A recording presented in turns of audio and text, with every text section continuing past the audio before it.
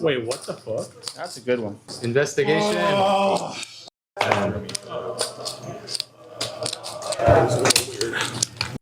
Quick bankroll update here.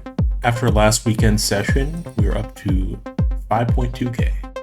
You already know, I got invited back. Let's spin it up. Okay, first real hand of the session here. We're playing 2-3 with $300 effective. And Eddie's going to open up to $10 here without looking at his cards. And we're next to act with Ace-King offsuit. So pretty easy 3-bet here. We make it 25. And Eddie calls. So now we're heads up with a blind man. And flop comes Queen 6-7. I mean, it's hard to say what a good flop or a bad flop is. You could just range bet here because you're just ahead of a random hand here a vast majority of the time. But I think it's actually slightly better to check back here and let him bluff. Because the profile of player here that's going to play this hand blind, I think is also the type who's going to try and bluff here a good amount. So we just check back. And the turn's a queen of spades.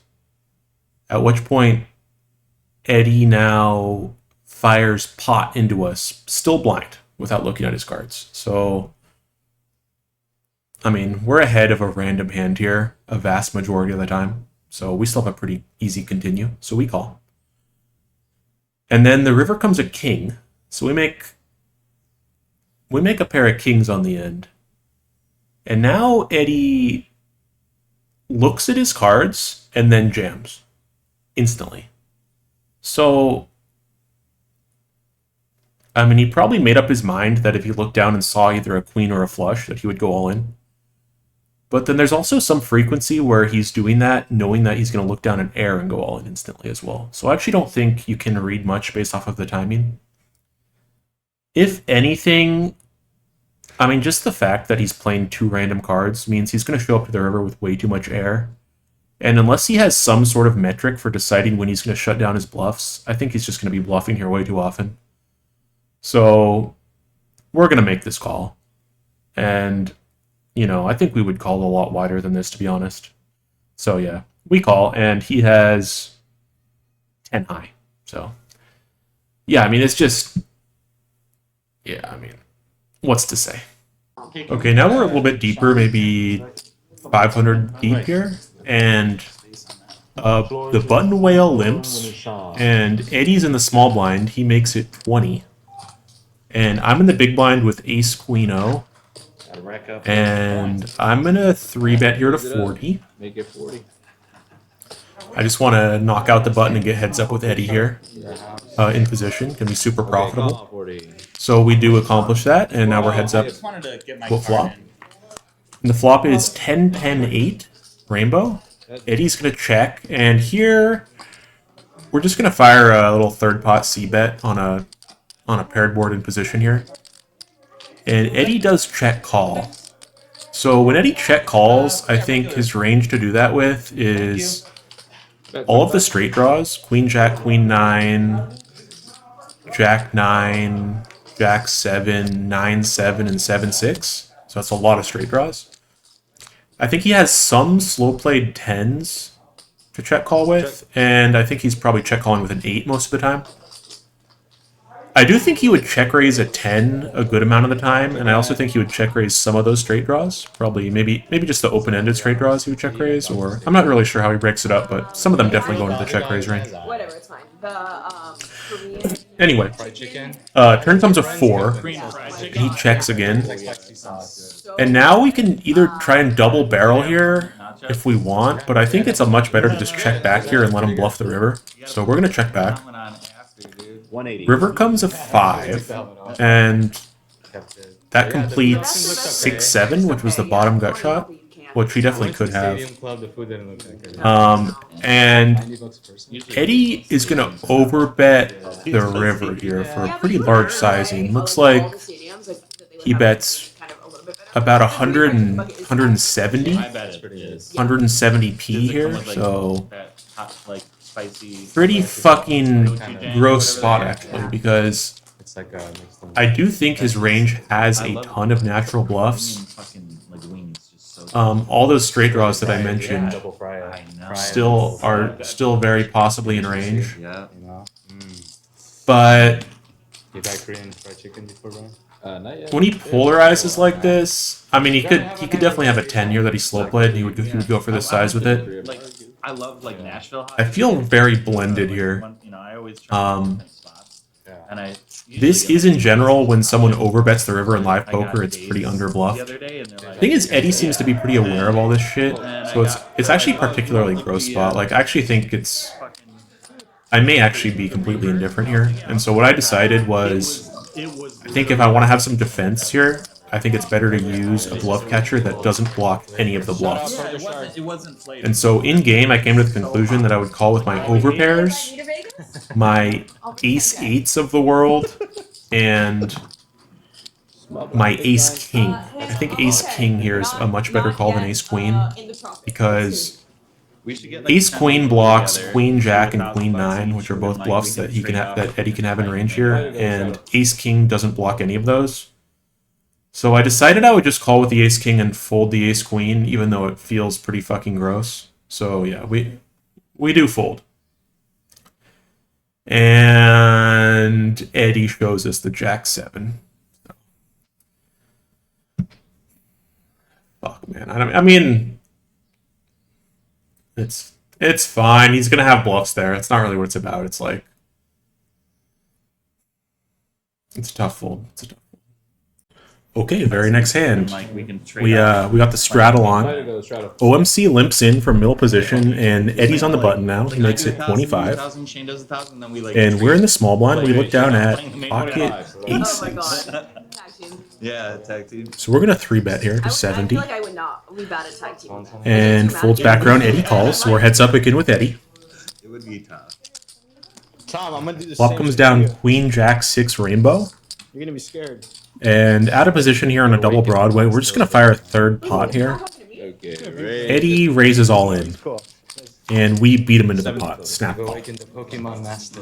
Oh no. Easiest call of my life. Okay, and we see that we are up against king 10 here. It's good enough. So we run it twice. Eddie All 70. wins the first board, and we win the second board. So we're going to chop it up here. We got heads up. So had Eddie in a box there, and somehow he escapes with a chop. Pretty sick, actually. Is it Nice better hand. at Dodger Stadium? Does it have a better? Ready, sent. All right, and this one straddles on.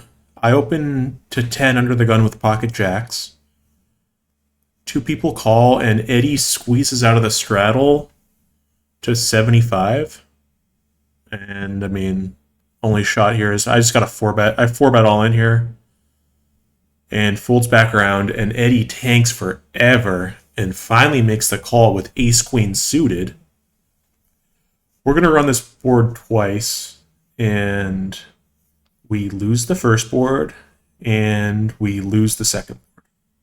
Professional. I got Henry in the booth with me. How are you feeling, man? Is this a confession? I didn't really know what this was. All I know is We call them confessionals. We I call just it the got- idiot booth. that's got stacked by Eddie, Yeah. and we've been kind of going to war lately. Is there a little bit of beef going on? I mean, he overbet bluffed me in this one hand. I tank folded ace high. I thought there's a pretty good chance he was bluffing, but I just had better. I thought I had better hands to call with, but then I was just lost that one. Next hand I picked up aces, and he somehow chopped it with me with king 10. So I was all right. He kind of got away on that one. Then a few hands later I picked up jacks. I opened and a bunch of people called, and he 3-bet with ace queen, and I moved all in for like 500. And like he was tanking forever. Like I don't know, he's thinking about folding ace queen or what, but I mean he should fold ace queen. It's a pretty easy fold. I'm shoving like pocket tens or better, ace king, ace queen. So he literally like there's no hand that he's happy to see. It's not like I'm gonna show him ace jack or king queen there. It's like it's just horrible call, and he just tanks it off. Like I mean, what is he thinking about? What is he thinking about, man? I never know. Because Never know what's going on in that guy's it head. takes so long to come to the wrong decision. It's just so surprising. And then we run it twice and he beats me both times. Just absolutely miraculous. Okay, in this one, the whale and the hijack opens to 40, and we're on the button with ace king suited. I have like $300 here, so there's really no size I can like it. Like he just opened to 13 big blinds Doesn't matter, RFI. hands So I mean, I don't just worry. move in, and he tank calls it off with King Queen O. No, it's not open. So yeah, It's literally a I stack scooped right that there. one. That could be my. Okay, and this is the strangest hand that I've seen all year, possibly that I've ever seen, honestly. So Cooler. this 200 straddles effective. The hijack whale opens to 15. Eddie in the cutoff here is going to 3-bet to 35. 15. Raise. And the straddle, who's a player I haven't seen before, he comes in with a cold 4-bet to 150. And Eddie's going to call here. So they're going to go heads up to the flop of 9-8 deuce. 150. And now the straddle with ace-10 of diamonds here, he's going to check this flop. And I would, I think you're doing a lot of c-betting after 4-betting, but here he just checks this. And Eddie's going to check it back with ace-7 of clubs here.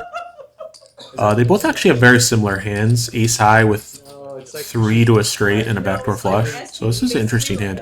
Turn comes a king of hearts, full rainbow. And once they feel that And now the straddle is going to bet quarter pot here, which actually I do like this bet. The king is kind of, I think you could probably just range bet this king here when you have the ace-king advantage.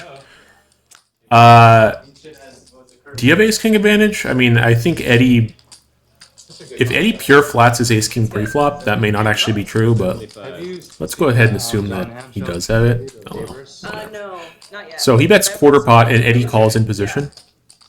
Now river comes the 5 of hearts. I'm not a huge John Hamm fan. So now there's $450 in the pot, and this guy in the straddle with ace-10 of diamonds decides to bet Yes, please. 175. So kind of like a 40% bet here, which really doesn't make a lot of sense to me because, I mean, if we're going for a block bet, I would think we would go a lot smaller, and if we were going for a bluff, I would imagine we go bigger. I can't imagine that Eddie's ever going to fold a pair here in a 4-bet pot after flop goes check-check in this line. Brian, you been playing lately? So I don't really know what this bet accomplishes, besides getting called by, being called by better and getting worse to fold. Yeah? So now we see that Eddie actually does have worse here with the ace-7 of clubs. And he decides to You can only raise, bluff raise the river here. He just jams it in for 800. Yeah, K-Ton, yeah. Down. And now the player in the straddle who was betting for who knows what reason with ace-10, he Why the first 2 rounds? tanks and calls it off with ace-10 high, and he scoops. I mean, is that not one of the most disturbing calls you've ever seen? Investigation. Wait, what the fuck? That's a good one.